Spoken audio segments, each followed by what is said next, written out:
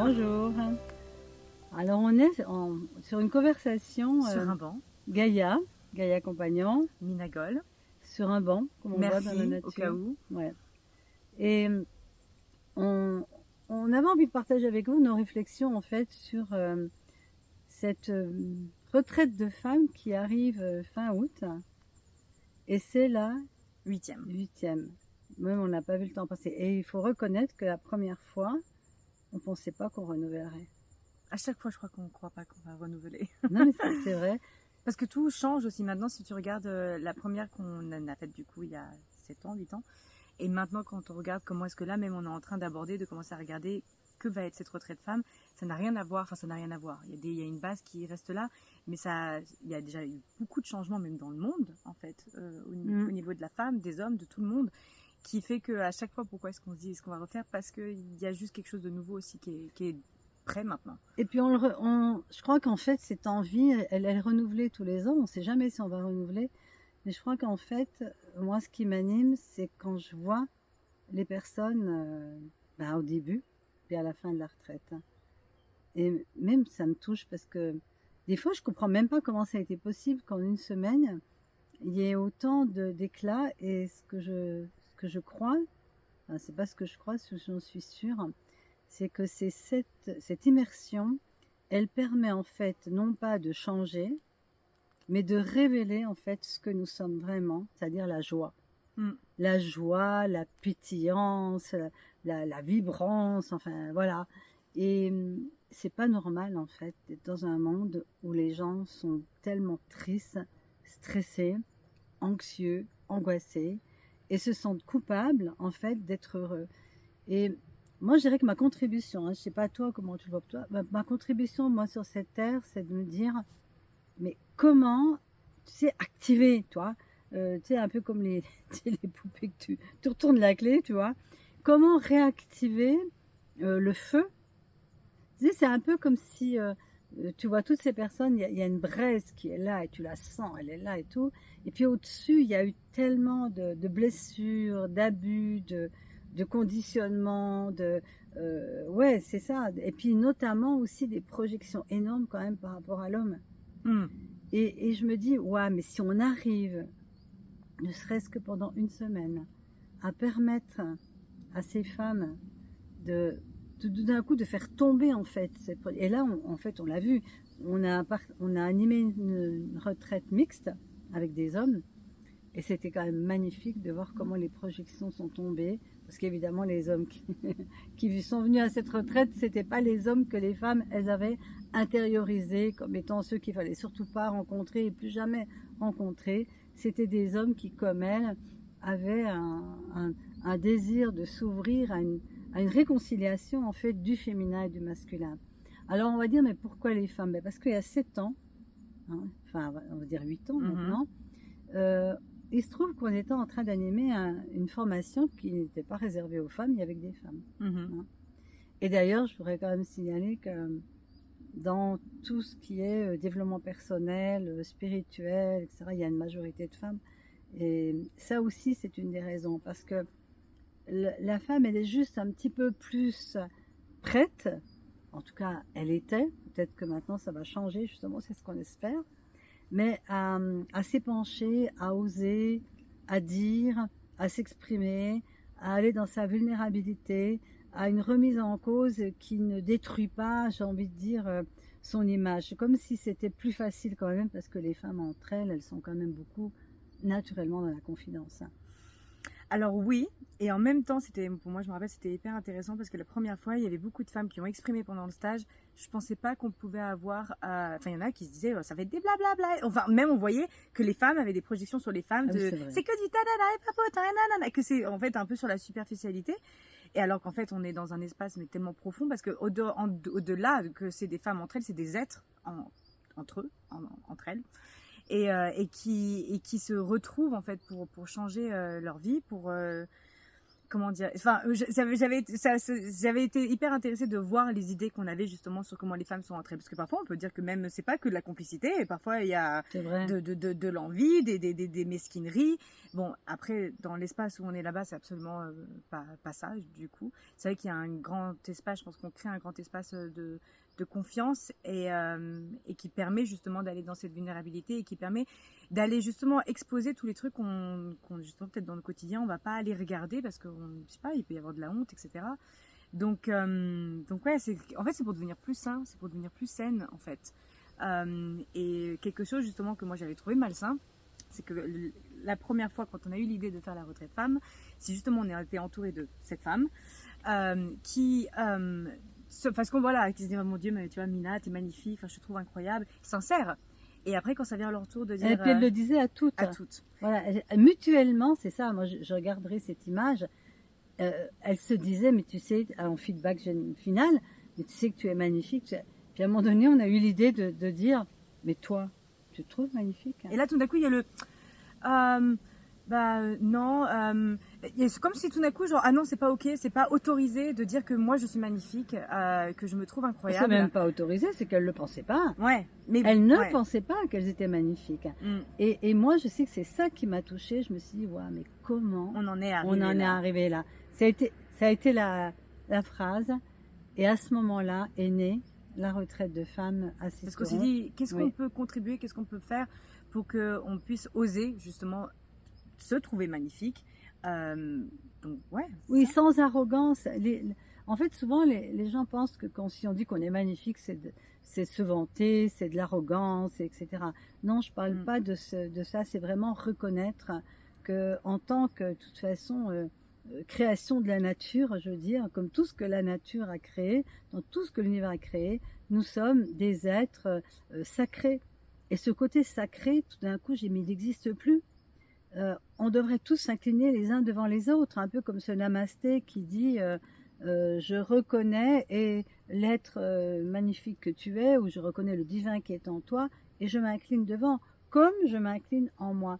Et on s'est rendu compte, quand on a fait cette première retraite de femmes, qu'il y avait énormément de dévalorisation, de manque d'amour de soi, de manque d'estime de soi. Alors on avait plein de sauveuses, des personnes bénévoles qui aiment les gens là, mais ce n'est pas elles, donc c'est pas possible. Donc il y a quelque chose de faux là-dedans. C'est ça qu'on a envie de dire aussi. C'est impossible d'aimer qui que ce soit si on ne s'aime pas soi. Et il y a une nécessité d'aller dans ce que j'appelle l'égoïsme sacré, c'est-à-dire à un moment donné, tu dois t'occuper de toi. Et regarder, et souvent les femmes, c'est d'abord les enfants, d'abord le mari. Stop! À un moment donné, pourquoi on dit stop?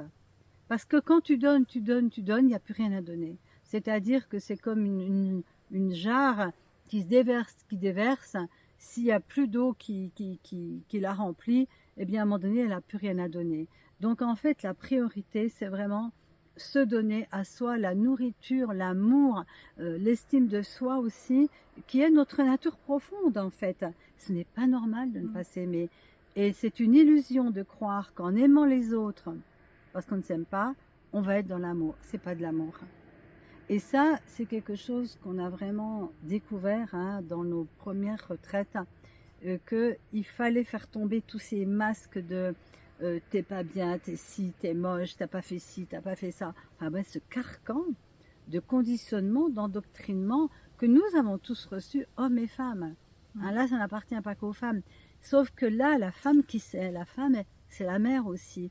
La femme, c'est celle qui met des enfants au monde, qui les a le plus, en général, le plus longtemps avec elle.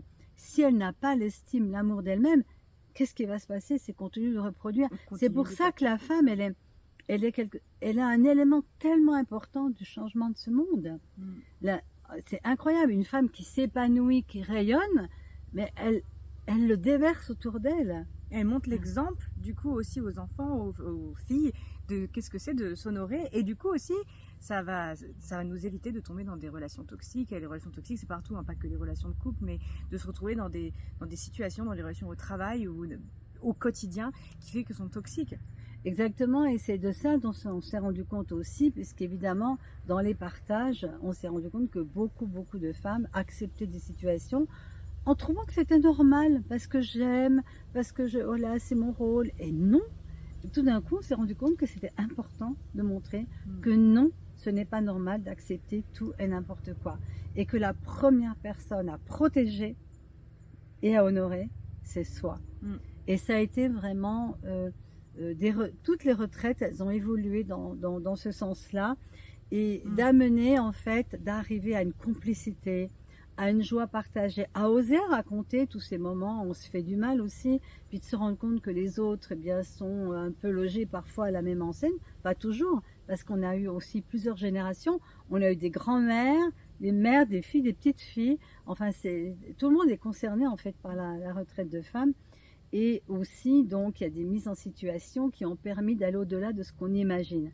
Parce que si on se parle comme ça, et que juste on raconte, voilà ma vie, on va dire des choses, mais on ne se rend pas compte qu'on va dire des choses qui sont un peu, comment dire, surfaites. Enfin, c'est ce qu'on voudrait être. Voilà, en fait, on va dire ce qu'on voudrait être. On va dire je suis comme ça. Et en réalité, quand on fait des mises en situation, on va utiliser le corps, on va utiliser la nature, et il va y avoir des rituels, il va y avoir vraiment, c'est très très très varié. Et j'adore parce que tu dis toujours, et moi c'est quelque chose que, enfin, voilà, que j'ai compris aussi, c'est que le corps, ou même l'être, ne fait pas la différence entre la réalité et un rituel. Donc c'est pour ça qu'on peut accompagner avec des rituels et changer n'importe quoi avec des rituels. Bien sûr, mais aussi les mises en situation justement vont révéler des choses qu'on croyait qu'on n'avait pas, c'est-à-dire qu'on n'avait plus. Et ça, c'est la puissance du groupe. Moi, j'ai beaucoup fait l'individuel, j'ai beaucoup aimé l'individuel. J'en fais encore, mais dans le groupe, il y a un effet résonance. Et puis alors aussi, ce que je dois dire, c'est qu'on n'est pas obligé de souffrir. Moi, j'ai connu l'époque où on prenait des oreillers, puis on tapait, puis il fallait pleurer, puis il fallait crier. En fait, on rit énormément. Et le rire, c'est quelque chose qui démystifie, qui permet que les choses ne sont plus aussi graves. En fait, cette retraite est aussi une façon de relativiser. Mais chaque année, tu as remarqué, moi, en fait, c'est le sentiment que j'ai, c'est qu'on est allé vers plus de joie et de légèreté. Au début, il y avait plus de... Alors peut-être que c'est nous qui... nous aussi, on change. Non, mais je pense qu'on attire aussi les personnes qui correspondent à là où on en est dans l'instant. Je crois que on s'est allégé nous-mêmes d'année en année. On a pris de la distance, du recul, de l'observation. Et en fait, on se rend compte que les gens qui viennent aussi sont beaucoup moins dans le pathos, etc. Ou s'ils le sont, attendez, on n'est pas en train de dénigrer non plus les souffrances. Je veux dire, il y a des abus ignobles qui existent. Mais nous, notre proposition, c'est que oui, il y a des abus. Mais nous devons aller au-delà de ça.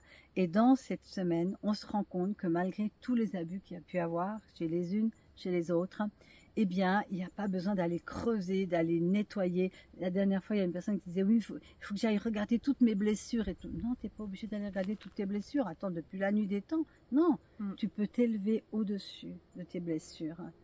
Tu t'expands. Tu vas dans cet espace vraiment où tu n'es pas identifié à toi, à ton histoire, et tu vas te rendre compte que finalement, les choses n'existent plus. Elles existent à un certain niveau vibratoire, et pas à un autre. Du coup, à partir duquel est-ce que tu regardes ça justement? Oui. Ouais, de quel espace? Et c'est vraiment pour cette joie retrouvée, pour cette légèreté, et puis ce changement aussi de positionnement dans la vie, apprendre à dire non, par exemple, ça fait partie des exercices phares, et un non qui est un oui pour soi, eh bien, c'est incroyable quand tu vois une femme qui était toute victime, puis tout d'un coup qui s'affirme dans sa puissance, mais qui en même temps est capable d'aller dans la vulnérabilité du cœur, là, tu sais que tu as commencé à changer le monde. Et ces femmes-là, justement, elles vont aussi changer leur monde. C'est-à-dire qu'à partir du moment où on se réconcilie aussi avec notre projection du masculin et du féminin, on va plus avoir le même regard sur l'homme. Et moi, je suis convaincue que les femmes ont un côté muse. C'est-à-dire que c'est à elles de commencer en fait à transformer leur propre réalité pour que les hommes aient moins peur aussi. Parce que la femme, dans sa souffrance, dans sa révolte, dans sa soumission-révolte, ça peut faire peur. Elle fait très peur aussi aux hommes. On a eu des témoignages. Et quelque part, peut-être que cette réconciliation, elle peut se faire aussi quand elle se réconcilie elle-même avec leurs histoires, avec leur passé, avec tout ce qu'elles ont vécu dans leur relation. Parce que bon, la relation masculin-féminin, si elle arrive vraiment à se pacifier, à s'unifier, pour moi, je pense vraiment que c'est le début de la paix dans le monde. Les guerres existent parce que ceux qui les créent, qui les font, sont des frustrés, souvent des malades narcissiques, sont vraiment pas du tout des gens qui sont dans le cœur, dans l'ouverture, etc. Les peuples, eux, demandez-leur s'ils veulent faire la guerre, ils vont pas dire oui, d'accord. Et donc, comment on peut emmener comme ça des gens dans des situations extrêmes en leur faisant peur, en leur montrant que si ils ne sont pas à la hauteur, ils vont être rien du tout, et puis ils vont plus être aimés, etc. Quand une femme commence à sentir qu'elle a de la valeur, qu'elle s'aime et qu'elle a de l'estime pour elle, eh bien elle ne va plus avoir peur. Quand elle touche sa puissance et sa puissance du cœur aussi, ça va être beaucoup plus difficile de la manipuler. Eh bien, si on n'arrive plus à manipuler dans notre quotidien, peut-être qu'aussi il y aura des répercussions dans le monde. Et c'est une façon pour moi de faire de la politique, rendre les gens heureux. C'est une façon pour moi de faire de la politique. Je savais pas que j'allais dire ça, mais Comme à chaque instant aussi. Mais c'est vrai que c'est aussi une semaine, je vais le citer, avec la main, avec la conscience, à chaque seconde. voilà. Et donc, bon, on est là pour être une invitation pour toutes celles qui, tout d'un coup, en nous entendant, se disent ah ouais, j'ai envie. Ah ouais, à la fois aller dans la profondeur, à la fois aller dans la vérité, l'authenticité, ne pas être jugé, et en même temps aller dans la joie, la complicité, la tendresse et l'amour. Ouais. C'est ça, femme consciente, femme puissante.